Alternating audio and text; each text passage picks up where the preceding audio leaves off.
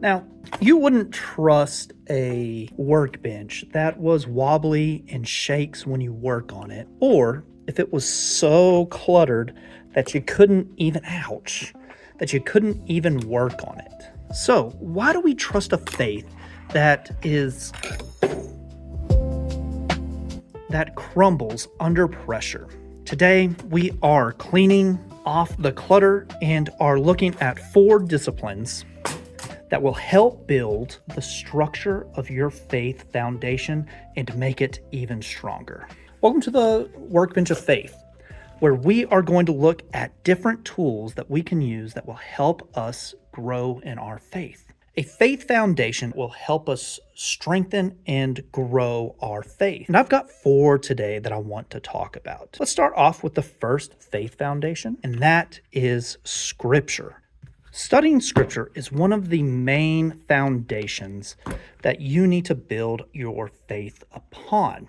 Now, when we look at a specific scripture in the book of Matthew, chapter 7, this is the main scripture that I want to look at and talk about for this discussion. And we're going to dig deep into it and talk more about it as we go. But here's what it says: "Everyone who hears these words of mine and does them will be like a wise man who built his house on the rock. And the rain fell, and the floods came, and the winds blew on the house, but it did not fall, because it had been founded on the rock. And everyone who hears these words of mine and does not do them will be like a foolish man who built his house on the sand. And the rain fell, and the floods came, and the winds blew and beat against the house, and it fell, and great was the fall of it." The words of Jesus are what we should be structuring our faith on. And this all comes from a longer sermon called the Sermon on the Mount that begins in Matthew chapter 5.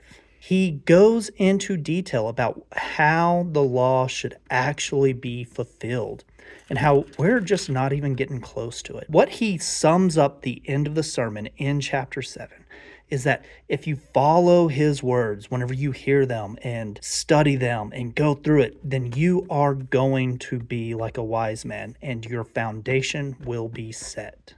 Your house isn't going to fall down. And guess what? Winds and rain are going to come. It's going to blow. You've got to be at a place where what is structured is what stands. Because, I'm sure plenty of you have been in these situations where your faith has been rocked and it's been cluttered. And in the testing of our faith, whenever trials and temptations come, what stands is that basic foundation. And if you have it set in Scripture, then it'll be a lot easier to weather those storms. Didn't say easy, but I did say easier.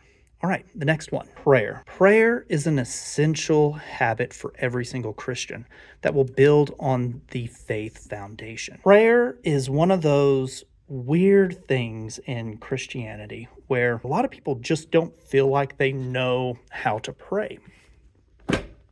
And again, when we go back to Scripture and we look at how Jesus taught the disciples to pray during this sermon, he gives us a structure on how to do it. He gives us what we call the Lord's Prayer, but this is a prayer that we should be praying. Our Father in heaven, hallowed be your name. Your kingdom come, your will be done on earth as it is in heaven. Give us this day our daily bread and forgive us our debts. We also have forgiven our debtors, and lead us not into temptation, but deliver us from evil. Everything here is structured in a way that we can say this every single day. First, acknowledge who God is. Thank him for what he's done. Ask him to bring about his kingdom, to do his will on earth. Then we can ask for all the things we need for the day. And then we ask for forgiveness, but then we also are willing to forgive all those that have done wrong to us. And then finally, ask us to be led out of temptation. Prayer is one of those essential habits. It is that connection to God that you need, that just studying scripture by itself, it points to prayer. Like from scripture, it said we should pray like this. It's important that we connect these together. The third foundation that I want to talk about is community. This tool is essential. Yes, it's easy to look up online all the different things that could edify you as a Christian and just read online articles or listen to podcasts or watch really engaging YouTube videos. But the community of Christians is essential. When Jesus sent out his disciples to go and proclaim the coming of the kingdom, he sent them two at a time. He didn't send them alone. They are a part of a community. The author of Hebrews says this in chapter 10, "And let us consider how to stir up one another to love and good works, not neglecting to meet together as it is the habit of some, but encouraging one another, and all the more as you see the day drawing near." You need help. You are not meant to go it alone. You need the accountability of fellow Christians. You need a spiritual father or a spiritual mother to lead you through what you're supposed to be doing, to hold you accountable during those times. Go to church. That's what it's there for. If you're a Christian and you're not going to church, you should go. It's awesome. Even, sometimes church stuff gets messy. And that is going to be our final faith foundation. Forgiveness. We got to forgive each other. And most importantly, you got to be willing to forgive yourself. A lot of times when the community gets messy or we falter on scripture and prayer, we want to run and hide and do it by ourselves. And by ourselves, things get shaky. We can't handle it. If we forgive each other, just like it said in the Lord's Prayer, forgive us our debts as we forgive our debtors, we are receiving forgiveness. We have to give it back as well. All of these together, right? They're going to build an awesome little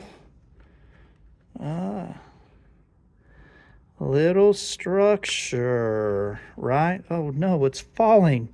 Why is it falling? So we're forgetting the most important part of our foundation.